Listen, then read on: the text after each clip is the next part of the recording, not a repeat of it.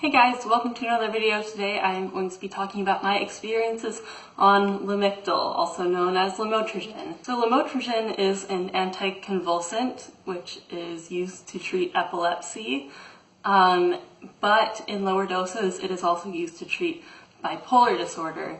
I do not have bipolar disorder either.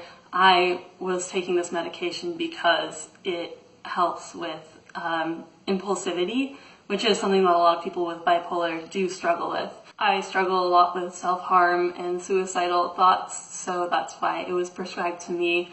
I started taking it either in September of 2014 or 2015, but either way I was on it for a good chunk of time, over a year, and I just stopped taking it about a month ago, sometime in March. Just a reminder, most medications do not have the same effects on everyone. Your body may react quite differently to the way mine did. You might find it helpful or not, but just so you have my perspective, this medicine definitely helped me. 100% made the urges to self-harm way easier to manage. And even though I did relapse occasionally, it took me from self-harming very dangerously and very frequently to self-harming very dangerously, but not very frequently. So when you start taking lamotrigine, you either start on 50 milligrams or 25 milligrams. I started on 25 milligrams, and you have to taper your way up to the basic therapeutic dosage, which I think is 100. So I took 25 milligrams for a week, and then 50 milligrams for a week, and 75, and then 100 after 4 weeks. And some people do 50 milligrams for 2 weeks and then go to 100 milligrams. Either way works for most people. And I was on 100 milligrams for quite a long time. It was helpful. I still had urges, but they were easier to manage. I didn't really start having any issues with this medication until about a year ago when I increased the dose because I was having more intense urges. And then what happened was that I started getting nauseous.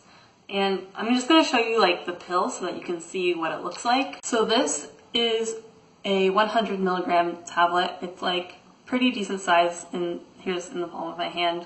At one point I was taking 200 milligram tablets, which were bigger than this one.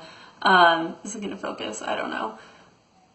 But anyway, you can see how it has a little score in the middle, so you might be given 100 milligram tablets, so you can start off by taking half of one, and you can just break it along the line. And then after 2 weeks, you can take the whole tablet. But if you can also see, I don't think you can, but this tablet has like very sharp edges. Well, not sharp edges, but it's not rounded. And it's also not coated, so it's like just kind of powdery to the touch. This wasn't too much of an issue when I was just taking 100 milligram tablets, but when I went up to the 150 and 200 milligrams, it became very hard for me to swallow.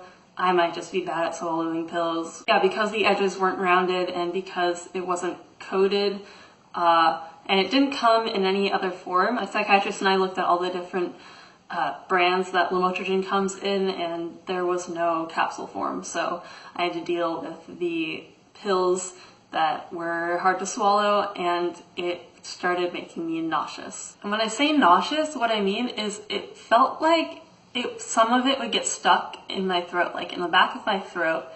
I could just feel it, and I would like want to gag, but I couldn't, and no matter how much I ate or drank after taking the pill, it wouldn't go away for almost the entire day. I took this medication at night, so I had many sleepless nights, just spent nauseous, and at first I thought like, okay, this is just me adjusting to a higher dose, it'll go away, it'll get better, but it didn't. Eventually I actually threw up because of the medication, and after that I was like, no, I'm done. So I stopped taking it for like 2 days, and then I started getting withdrawal symptoms because that that's what this medication does, so I decided, okay, I'm just going to take 100 milligrams. The psychiatrist I was seeing wanted me to go back to 200 milligrams or at least 150, but she was okay with me just taking 100 milligrams, so I continued to do that. And even though when I first been on 100 milligrams,